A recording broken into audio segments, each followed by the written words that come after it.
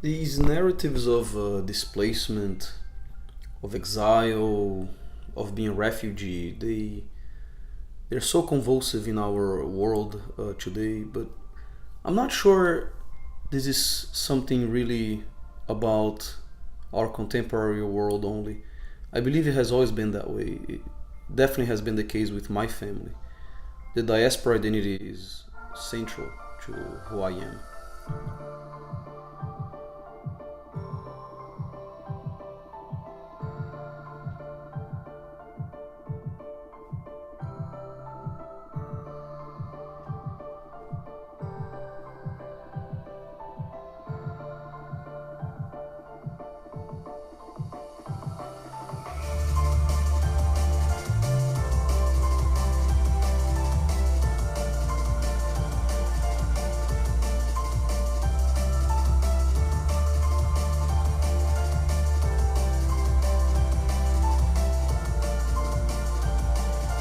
So yeah, tell me a little bit about your newest collection. I started remembering my own family history of migration, which is vast. It made me think of my grandmother, my great-grandmother. You know, these women were so strong, so powerful. They held the family together. They made sure we didn't fall apart in our exile, in our diaspora. Yeah, that was very interesting to me because I'm also trying to learn more about my own history of my family, how they migrated from Europe, Spain and Portugal to the Americas, and so through the work that I'm seeing you do, I'm becoming more interested in questioning my own origins and my own background. And I like how you are able in your art to tie together both the personal history, your family history, with the broader context. And in this particular collection, something that really catches my attention is the use of fabric. You are using it's a very important element with this new collection. Why fabric, and what role it plays in your collections? So the fabric being the collective, right? The collective narratives of displacement. We all want to find peace and we want to find home. Our goals are common. What is it that we're looking for? Happiness, love, companionship, peace, right? Health. I don't know of one person who's looking for something else. Because we're talking about a multitude of people, individually, they're nothing. Like little threads. Together, they become fabric. And fabric is strong. And that's why I had to choose to go with fabric for most of my artwork for this collection. Yeah, no, I love that metaphor that you're using with the fabric. Yeah, very, very interesting. Why don't we get out of here? Grab some coffee. It's almost 3:05. It's official cafecito time. Yeah.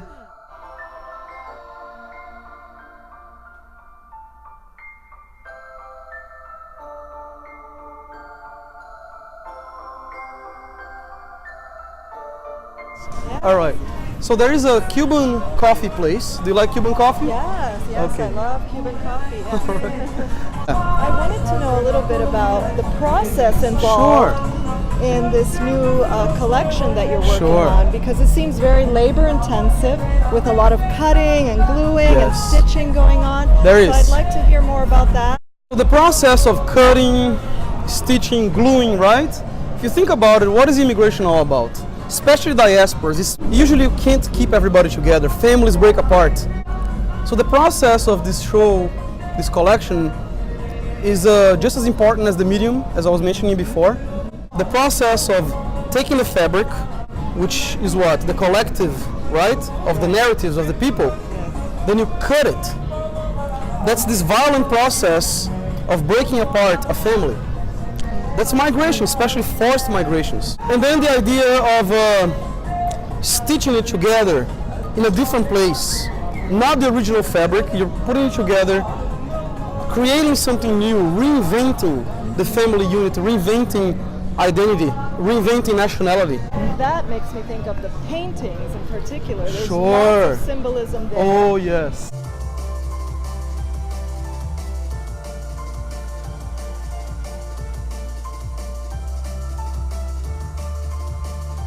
I can't imagine having hot coffee right now. What are you having? So I'm having the café cubano, café con leche, Okay. iced. Nice.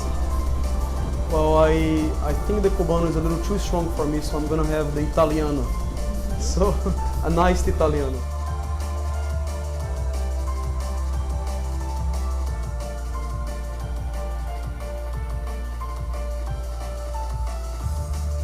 This is so interesting. So what's the connection there? You have these five Madonnas, the five paintings, the Yes. five stages.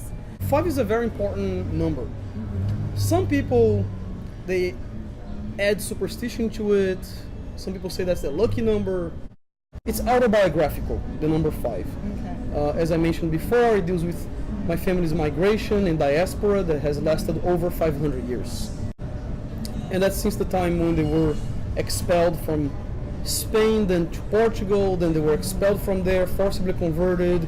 They're part of the Sephardic community there. And then that's how they ended up in Brazil. Before that, they went to Amsterdam. Then they would go to Brazil, always as exiles, always trying to make things happen, as they had to go undercover in terms of their origins. So the whole idea of defending your identity, the idea of adapting, it's all autobiographical. My goal is not to create art that's only about me, even though I do accept the fact that every work of art is autobiographical. Every work of art is a self-portrait. The central theme of the show, I'm talking specifically about 5 women who were very important in the Spanish, Portuguese, Italian, Latin American world. If somebody is a respectful member of society, he or she is called a Don or a Dona. And my great-grandmother, my mother's grandmother, she was a very powerful woman, matriarch, but she had 22 kids. Wow. And she was the Dona of the family. You had to go there to get her blessing.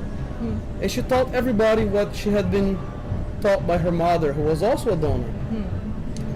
And I saw that a lot of these important women in a lot of immigrant communities, they're addressed by the title of Dona. And I really thought that if they're so holy to their families and their communities, why not address them by the title of Madonna? So Madonna, for many people, they would say, well, that's a religious title. But originally, it simply means that it's a woman of high virtue.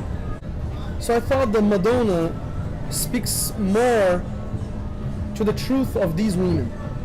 So they are the 5 Madonnas in exile. Whenever we talk about immigrants, the rhetoric has been very hateful. And we forget where we came from. This is a nation of immigrants.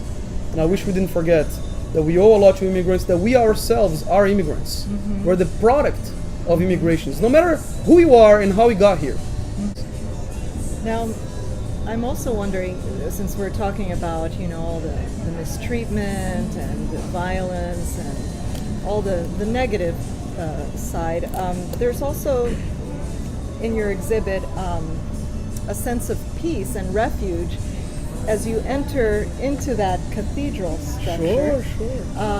It's actually kind of a labyrinth of Yes. this white cloth, right? Yes. That's hanging, and it's part of the experience of the installation, which I like. I mean, it's a very Definitely. multi-dimensional Yes. exhibit. But it also has a very experiential quality. It does. You're participating as Yes. a viewer, Yes. seeing this installation. Yeah. And The genealogy of this work is really, it starts with the Indi Tent I Dwell, which is my previous fabric installation. I thought that was a large piece. Now this one here is what, 5 times bigger, 10 times bigger? I have no idea. My experience with installations, it affects all 5 senses, right? The sense of touch is very important. It's so soft to the touch. I don't mind people touching this installation. My great-grandmother on my mother's side was in the lace business and also in the knitting, quilting business, fabric business. She raised all of her children. These children would eventually become workers in this factory that would make these laces and fabric and all sorts of things. And that's how they make their living. So that's the link to my family, comes from the fabric and the lace, but it's also a contemporary language in the arts today. So it's very important that I embrace that kind of language. I also don't lie about the kind of art that I'm quite comfortable with, which is painting in oil. I have this classic background in painting, so there's a lot of that style in the paintings on canvas. I'm making references to a more Western style of art. So the paintings take me back to the styles of Goya, to the styles of Velázquez. These painters, by the way, in one way or another, had some kind of link to this history of the Spanish Inquisition. Velázquez was a son of two conversos, forcibly converted in Portugal, was able through a fake genealogy become a nobleman, the court painter in Spain for Ferdinand and Isabella. Rembrandt, for instance, most of his sitters were Portuguese refugees in Amsterdam, refugees from the Inquisition. My family was part of that community. I love that there are so many different dimensions or aspects to this whole installation project. From history, it's multidisciplinary. You have contemporary issues, politics, social issues.